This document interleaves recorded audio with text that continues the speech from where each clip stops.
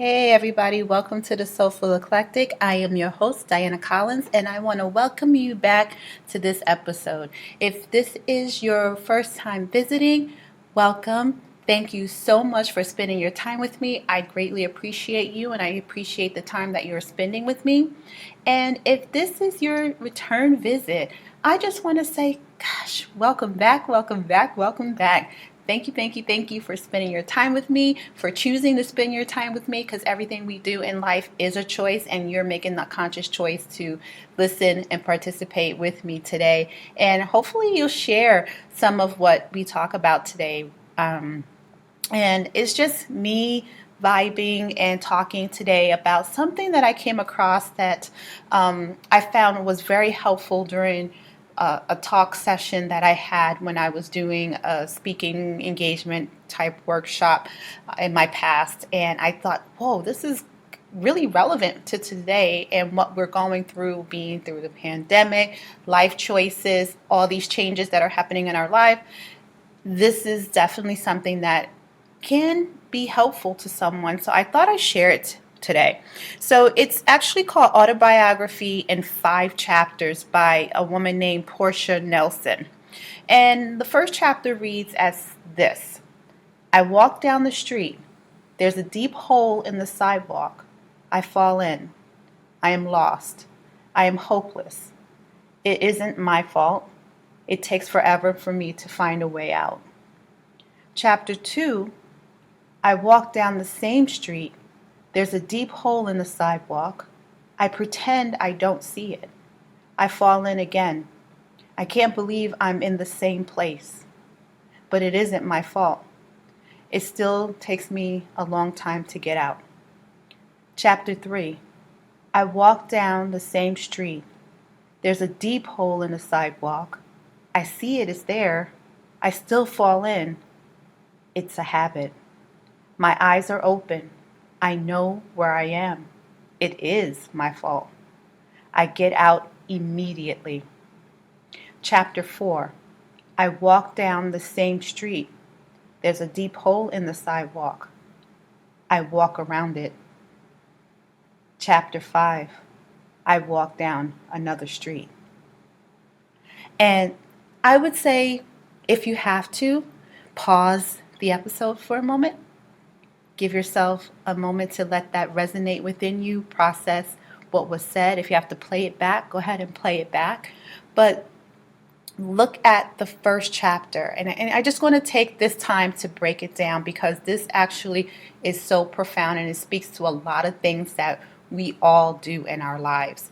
It speaks to owning the choices we make, and also being responsible and accountable, what I talked about in the last episode, right? Accountability and responsibility. Own what you're bringing to the table, right? So the first one in chapter 1, I walked down the street. I didn't know there was a big hole. I fall into it. That definitely wasn't my fault, okay? Then, you look at it in things in your life. You walk, take the street, and the street is a metaphor for anything that you go through in your life. And yes, sometimes you're going to have a negative impact, but the consequences that happen is like, dang, that wasn't my fault, but it happened. Okay, so now what do I do? So you take chapter 2. Now you take that chapter 2, right? And you look, and it says there that you walk down the same street, so you didn't change anything, right? Now you're making a conscious choice, to ignore the hole, like the hole's going to miraculously go away. That's similar to us ignoring problems, right? Things that are clearly causing us angst in our lives, and we're ignoring it as if it's going to go away. So what happens? We hit that brick wall again. We fall into that hole. We have the same conversations, the same arguments over and over again, because the initial problem wasn't resolved. You just chose to ignore it, right? And keep going down that same road of the same problems, the same arguments, the same complaints.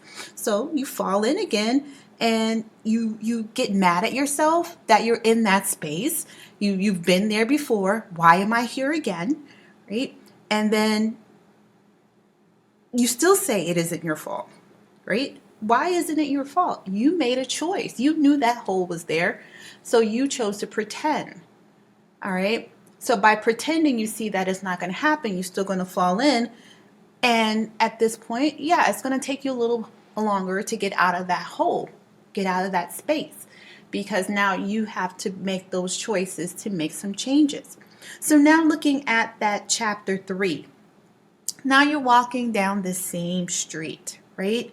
Same sidewalk.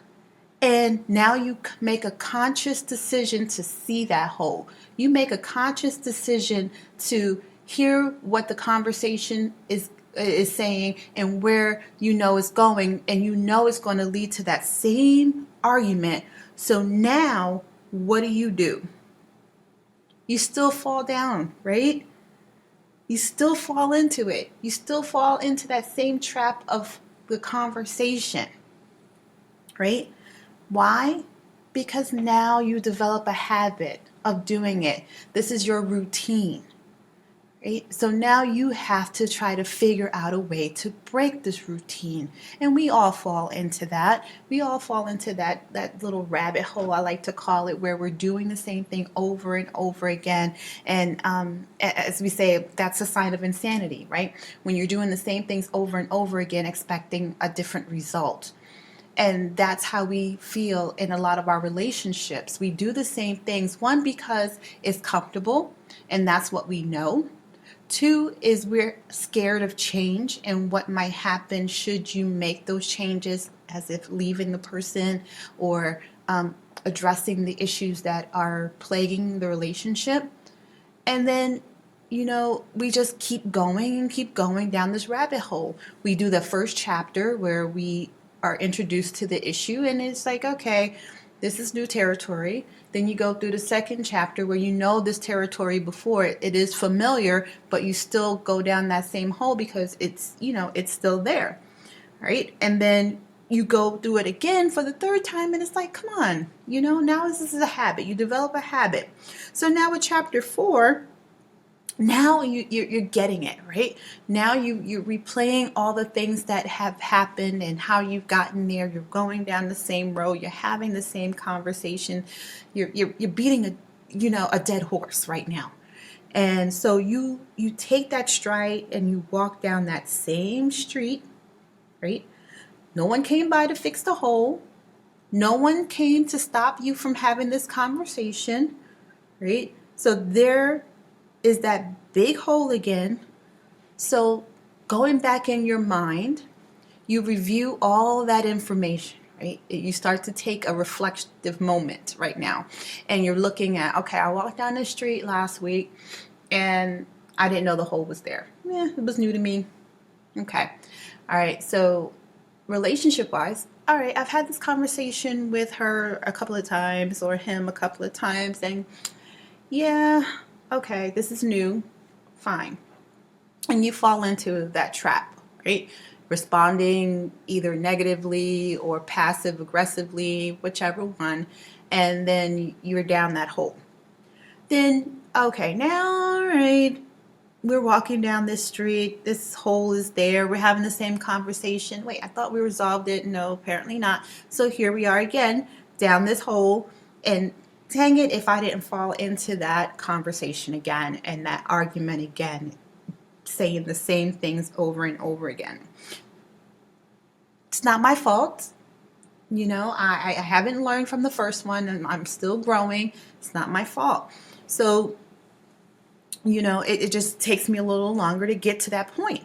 Now, here you are going again and you're reflecting on it, and it's like, okay, yes. So the third time I went down this conversation road with you, and I fell into it again.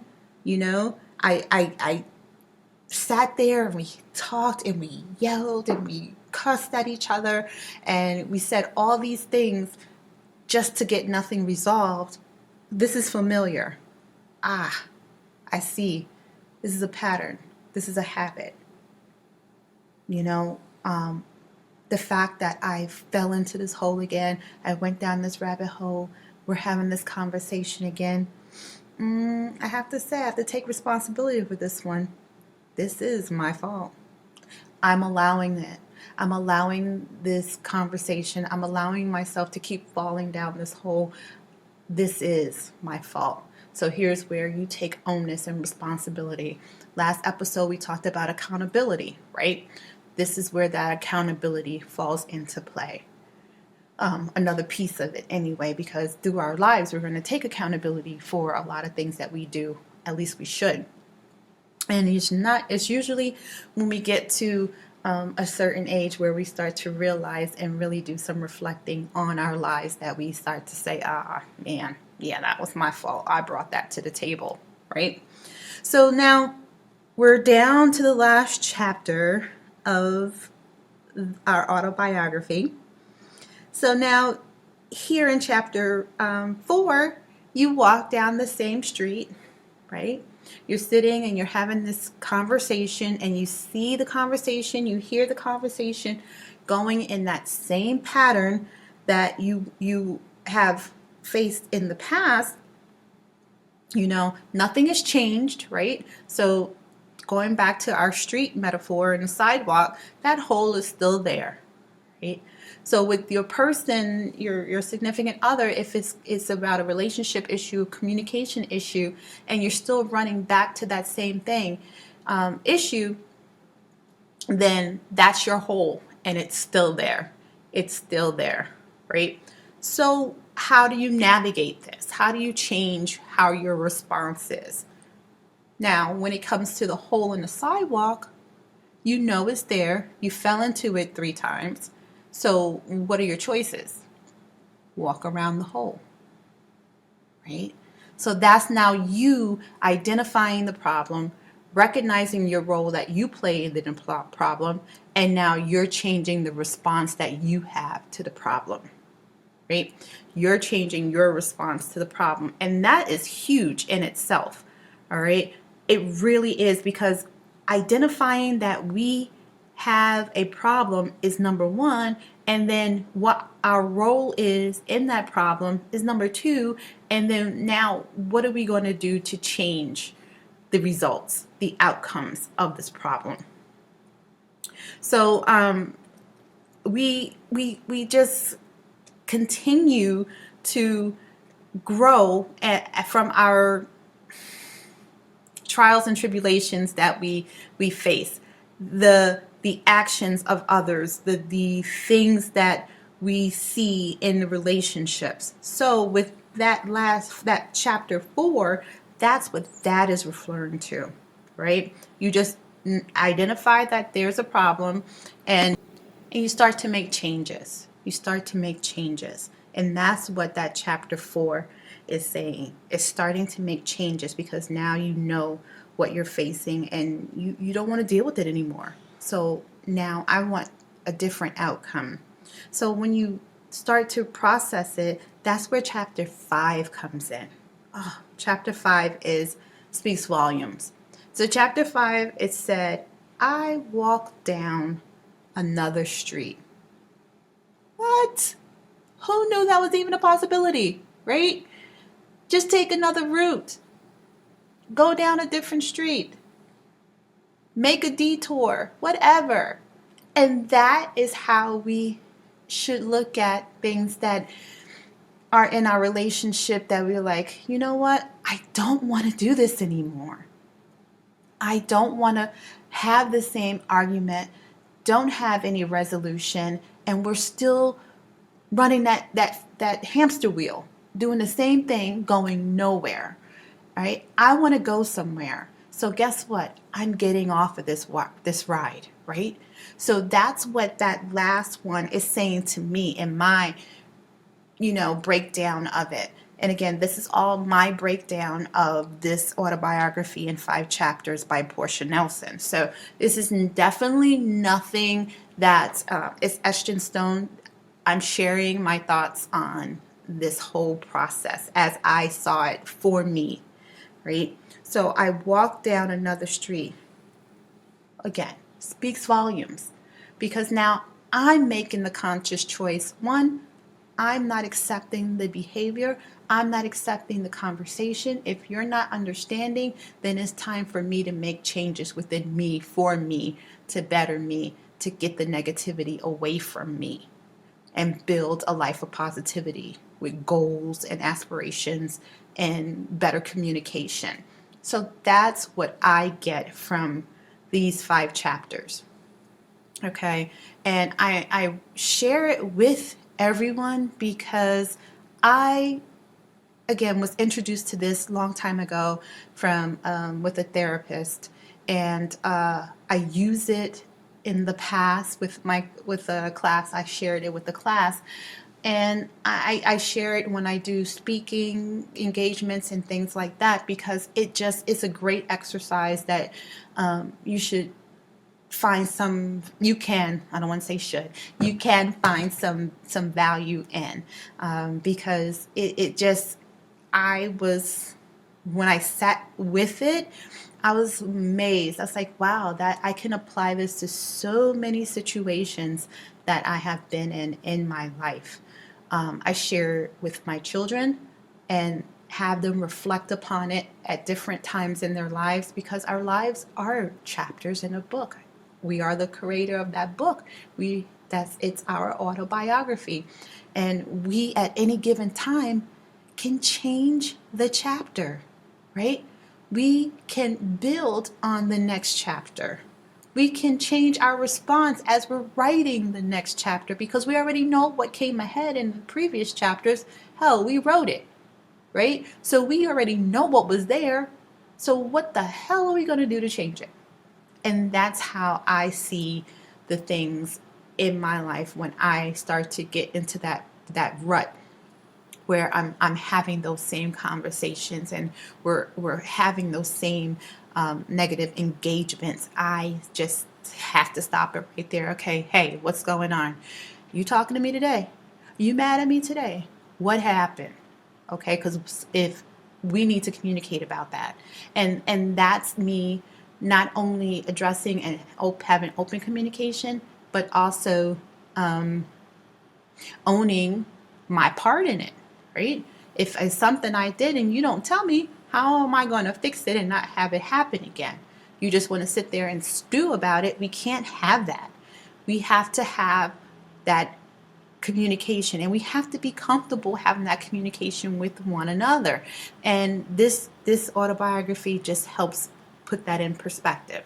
The other thing I wanted to share with everyone is another one of quotes that oh my gosh, I love this quote. I've used this quote for so many things, that it is just amazing because it's just really so fitting. So the quote that I refer to very often is by Charles Swindoll, and it is summarized into a smaller version, but I'm going to give you the long version, and then I'll share the summarized version that is very popular around. So the quote is, "The longer I live, the more I realize the impact of attitude on my life. Attitude to me is more important than facts. It is more important than the past, the education, the money, than circumstances, than failure, than successes, than what other people think or say or do. It is more important than appearance, giftedness, or skill. It will make or break a company, a church, or a home. The remarkable thing is we have a choice every day regarding the attitude we will embrace for that day. We cannot change our past. We cannot change the fact that people will act in a certain way. We cannot change the inevitable. The only thing we can do is play on the one thing we have, and that is our attitude. I am convinced that life is 10% what happens to me and 90% how I react to it. And so it's with you. We are in charge of our attitudes." Wow, right? I love this quote. this statement, whatever. I just love it. And I came across it early on in my nursing career, because everything that I came upon, I'm very much an empath. So I used to take everything people said, did, to heart. And then I came across this quote, and I can't change another person's attitude. I can't change another person's perception. I think we talked about that too, right? I can't change their perception of me and what I do and who I am and where I live and who I live with and who my children are. I can't change that perception. I can't change the attitude that they present to me, because depending on what they had going on during their day, that can put a damper on their attitude, which they're going to share out to the rest of the world and those they come in contact with. But what I do have control of is my attitude and my response to that individual, right? And that is something that I have been trying over and over again to implement in my life. Some days I do great. And then you got those days where people just push your buttons just right, and you just like, not today, Jesus, not today. I'm not going to do it. And then, you succumb to that, and then you regret it. So you have that after responsibility and accountability that you have for that. And, and sometimes it does. We're human. We take our onus of it, and then we move on and try not to let it happen again. So with that, I have to say I have gotten a little better at controlling my response to other people's attitude. And I think one of the things I said in the past is like, it's not about me. It's what they are bringing to the table. It has nothing to do with me. So I do practice this very often. And this year, I see more and more of myself utilizing this this quote and what it means to me in my life, because I don't want the negativity. It takes too much space, and it's not paying rent in my mind. I don't want it, right? So I'm going to get rid of it. Damn it, I'm done. So that is what I wanted. The other thing that I wanted to share is that we can only control the little things we can control in our lives. You should want to make the choice to control that as much as possible. And the one thing that I have definitely learned to do is control my attitude and my response to things that attack me or doesn't agree with me. So the short version of this, which I'm sure is all over the internet, is just simply life is 10% what happens to you and 90% of how you react to it. That's the down and dirty version of that whole statement. Right? So with that, I just want to give that a thought for you guys, leave that as a thought, and hopefully we can have some side feedback conversation about feedback, about attitude, about our response to it, and how we can start to change that negativity and our response to the negativity and the attitude. It's not easy, and it doesn't happen overnight. It's definitely a journey, like everything else that we do in life is a journey, it's a process. We do fall, but like I said, for some things you can be a weeble wobble. You fall down, but you get back up. And we talked about being on your knees, right? So when you're down on the knees, just take one foot, get it on up, dust off, and then, go have at it again. So think about that. Process that. Let that marinate in your mind. And then share with me how you think this can impact your day-to-day and how you change. And as you start to utilize some of these techniques, watch how people respond to you, right? Because they look to get that reaction from you. And the moment that you don't, they think something is wrong with you. Say, wait, you yelled at me last time, or we had a whole fight before I said something like this to you. And you will see that your response to that, whatever it is going to change how they come to you over time. It's really weird. I see it in many parts of my dealings with individuals, and changing my response actually really helped me. And you do it for yourself. This is where you can do your self-care. It's about you and protecting yourself and your mentality and your emotional space. So if you want to think of it as being selfish, yeah, you're being selfish. You're taking care of you.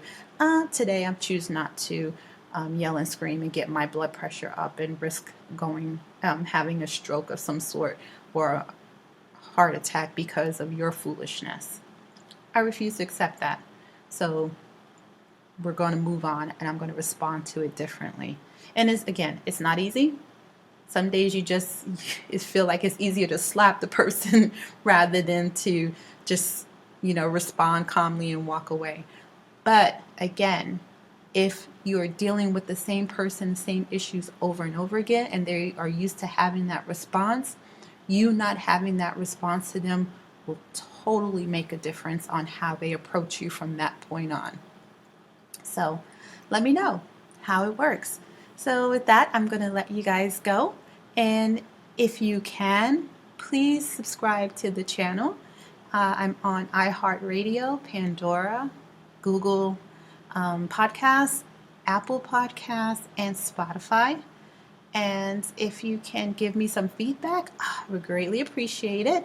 For those of you who have been providing feedback, thank you so much for flooding the emails with your responses and your feedback. I totally appreciate you.